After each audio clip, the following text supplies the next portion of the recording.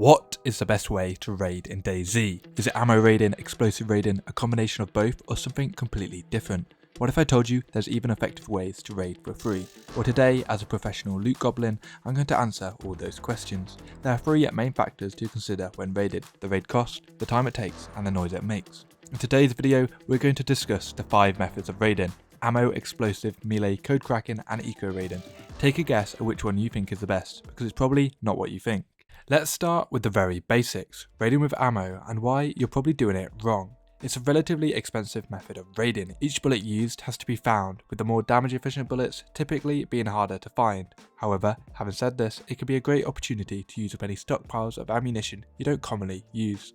The speed of raiding with ammo is greatly dependent on the amount of people, ammo, gun and magazine that you use, and it's one of the quickest methods on our list, as long as you do it correctly. Another thing to consider when raiding with ammo is the noise. This is the loudest raiding method by far. A gunshot can be heard up to 3.4 kilometers away, and constant gunfire is going to quickly alert any unwanted visitors, although you can employ suppressors to greatly reduce its effect. This will increase the raid cost and time, as you'll have to routinely repair the suppressor. Each type of ammo has a unique damage output, the weakest being .22, where it will take roughly 1558 individual bullets to destroy both a wooden panel and frame. For .30 ACP it will take around 1336, 9mm will take 1079, both .45 ACP and 12 gauge buckshot will take 834 rounds.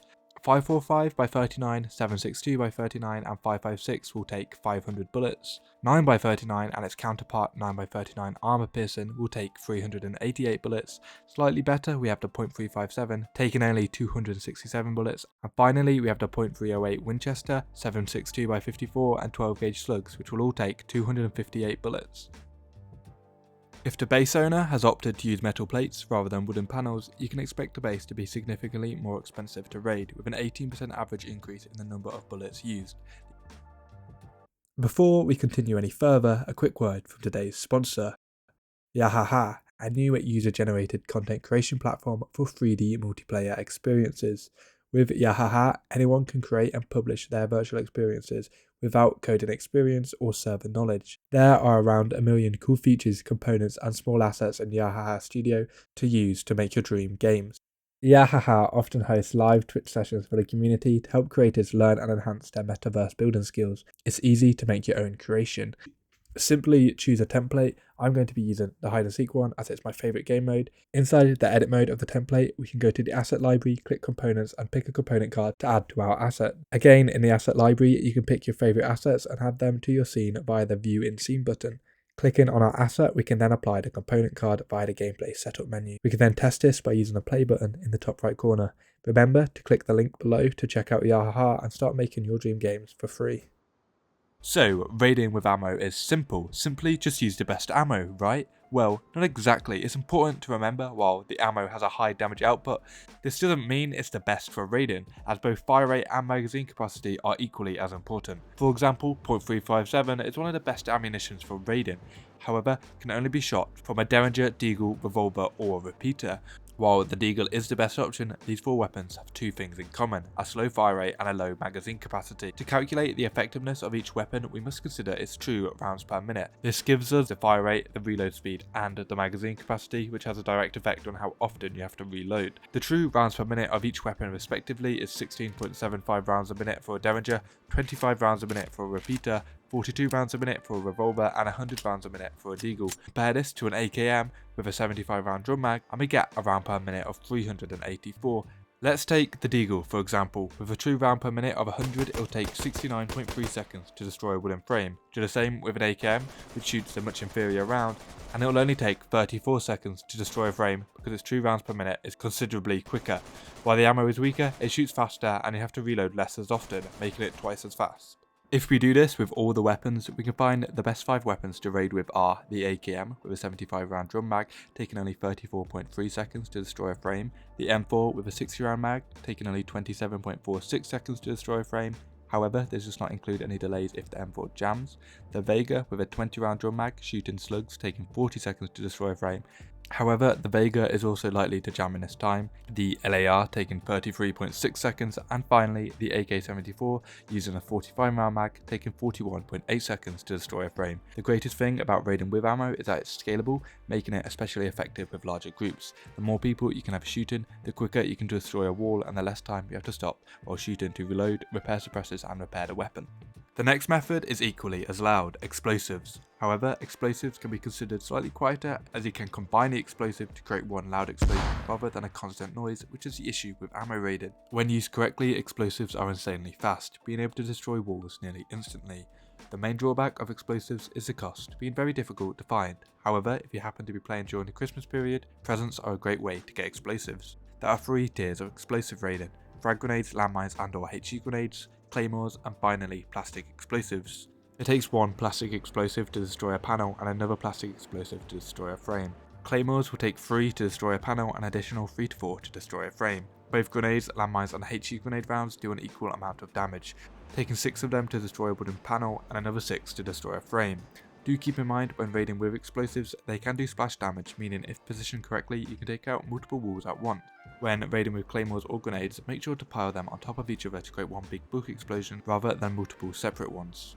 A quick tip is that explosives are best used on metal walls, as a metal plate will not increase the raid cost. This is because the explosive splash damage will actually cause the supporting wooden frame to break before the plate, which in turn deletes the metal plate. The use of melee weapons are one of the cheapest methods on the list. In fact, you can even raid with the use of just your fists, although this will cause you to bleed. However, if you're willing to contribute more effective melee weapons, you can greatly improve the effectiveness of this raiding technique. Given the nature of melee weapons, this method is also extremely quiet, with the only major drawback being time. Your fists will take 4008 hits to destroy both a wooden wall and frame. Alternatively, you can craft stones into stone knives, which will only take 2805.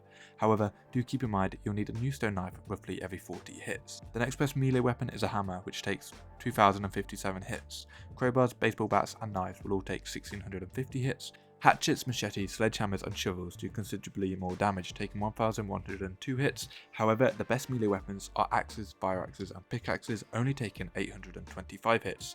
Do remember, when raiding with melee weapons, you'll need to use a lot of sharpening stones or have additional melee weapons to spare. One of the best strengths of this method is how easy it is to get started. Just think about it, you can punch 19 times in 10 seconds, that's 114 times a minute, which means you can destroy a wooden wall in just over 35 minutes. That's quicker than finding enough ammo or explosives. However, loot a town just beforehand, picking up every melee weapon you find, and you can drastically reduce its time. This makes freshspawns a real threat to bases if they're determined enough, and with the method being practically silent, as long as the owners aren't home and the base isn't in the open, you should encounter no resistance. The only enemy at this point is time. However, this brings us onto our next method, code raiding, which is strictly reliant on time and luck. The process is simple, you just cycle through a code log until you get the right code. While this sounds like a daunting task, it's actually easier than you think. A 3-dial blue combination lock only has 1000 combinations, and you can input all of these 1000 combinations in 10 to 15 minutes. This is considerably faster than using your fists. The red combination locks are a bit trickier as they have 10,000 combinations, making them 10 times as long. However, these are still doable in roughly 1.5 hours, and that's only if you're unlucky. For example, if you start cracking codes from 0000 and the code happens to be 9999, then that's going to take over an hour and a half. However, if the code happens to be 0050, it's not even going to take a minute. I typically find that players prefer to use high numbers when setting codes, so I'll start cracking codes between 5000 and 9999 and then go from 000 to 4999. It's also common for players to use the same codes on each gate, meaning if you crack one code, you often gain access to the entire base. So remember, if you are building a base, use a different code for each door. The final method is equally as cheeky, and that's eco-raiding, and this is sort of the act of raiding a base or getting past sections of the base for almost nothing. One of the best examples of this are boosting. A single wall with nothing above it can easily be overcome with the use of a boost, for example standing on a player's head. However, if you happen to be solo or you can't manage to do a jump from the height of a player, you can stack objects such as fireplaces, barrels, or use tents and even cars to climb up against a wall. Once over the wall, you can simply just destroy it from the inside. Alternatively, you can construct your own watchtowers to be able to jump over compound walls and access parts of the base you wouldn't otherwise be able to. You should also consider that sometimes players place walls incorrectly, allowing you to destroy them from the inside or access the inside through windows or gaps. I recommend always covering any gaps or windows of your base up. There are multiple examples of windows and gaps that players can glitch or crawl through in DayZ. It's often difficult to prevent eco-raiding when designing a base. The best advice I can give is to try raid your own base afterwards and fix any other vulnerabilities, and while more expensive, when building compounds, build them out of watchtowers so that players can't watchtower over themselves. So, to conclude, what's the best raiding method? Well, that's the problem. They're all viable methods, and that's why people use them all. It's dependent on your situation and the base that you're raiding. A combination of multiple methods will usually work best. Eco-raiding is always a good first choice. If you can overcome parts of the base for nothing, then go for it. And if the base happens to contain any 3DR code locks, it's always worth putting time into cracking them. Where you do have to break walls, melee weapons will be the cheapest but take the longest. This is why, especially when raiding big bases, raiding with ammo and explosives is sometimes a must. When possible, use explosives to cause maximum splash damage. I recommend only using explosives to break panels, as they often damage the frames behind it, allowing you to destroy the now damaged frame with the use of ammo or melee for considerably cheaper. If you did find this video helpful, all I ask for is a like. Let me know down in the comments your best raid story.